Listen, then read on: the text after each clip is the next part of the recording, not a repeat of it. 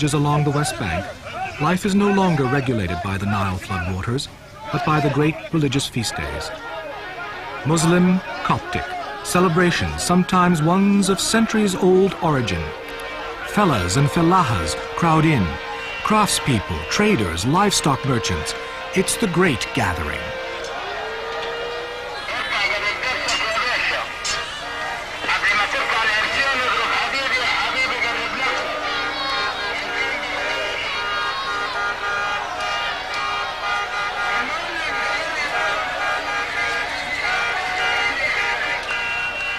For 5 days, Luxor becomes the center of attraction for the whole of the Upper Valley. From far-off Aswan in the south, from Asyut in the north, every year the crowd is denser. Over the last 10 years, Egypt has witnessed an unprecedented upward surge of the Islamic religion.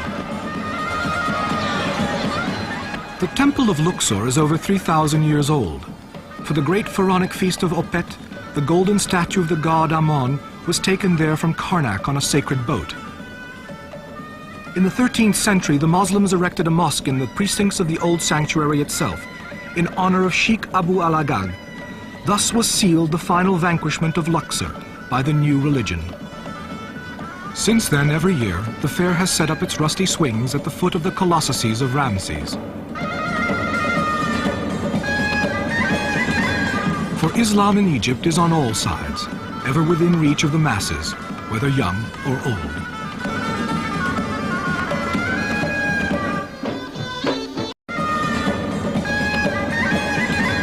For Islam in Egypt is on all sides, ever within reach of the masses, whether young or old.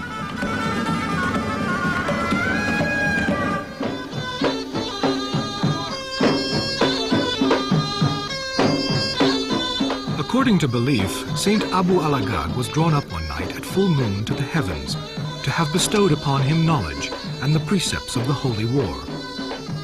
To remember this event, at the foot of his tomb, the members of the Rifaria Brotherhood subject themselves to trial by single combat, the baton dance.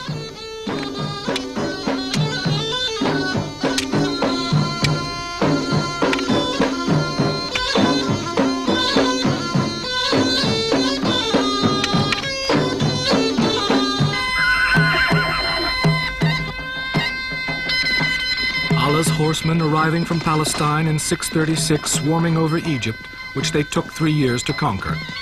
Egyptian Coptic Christians were converted. Others resisted and maintained their Christian faith, but they had to pay tax. Since that time, muted hostility has at all times divided the two communities.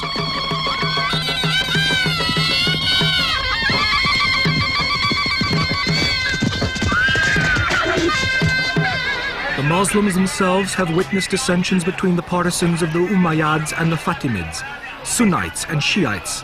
Under varying flags, the clans, on this day of celebration, have come together, burying their differences. And symbolically, the young take up arms. On the day of the great procession, over 15,000 pilgrims come to accompany floats on the water carrying the saints' numerous descendants. Sacred boats. Might not the pilgrimage be a relic from the feast of Opet, which took place on this very spot 3,000 years ago?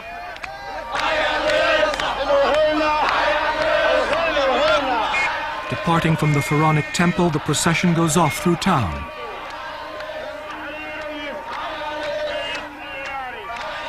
Carrying embroidered, decorated canopies in the colors of the 8 brotherhoods, dromedaries blend their bleating with the chants and drum rolls around them.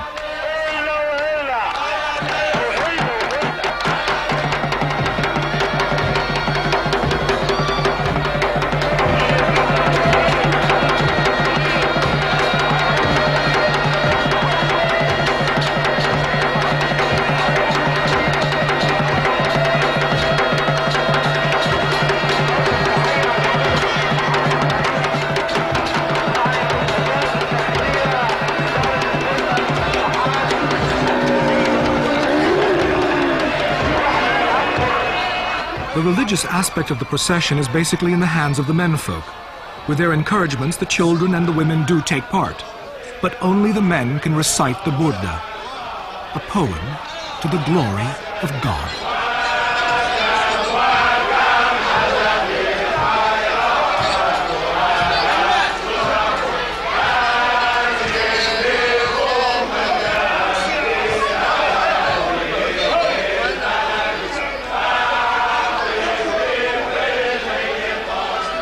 Legend would have it that Abu al-Agag indulged in a mystic form of Islamic worship, Sufism.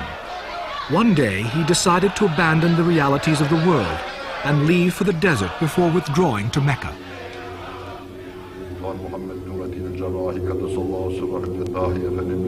Sufism still has its adepts. In the night, in the mosque, every initiation brotherhood gathers around the tomb of the saint for Quranic chants and recitations.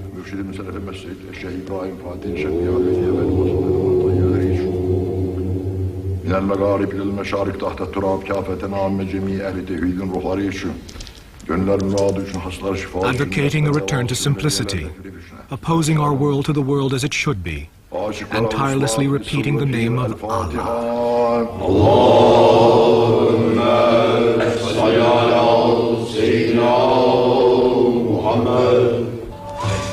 Right up to the final stages, late in the night, the Sikr dance, an invocation, an incantation, rhythmic movements, until ecstasy is almost reached.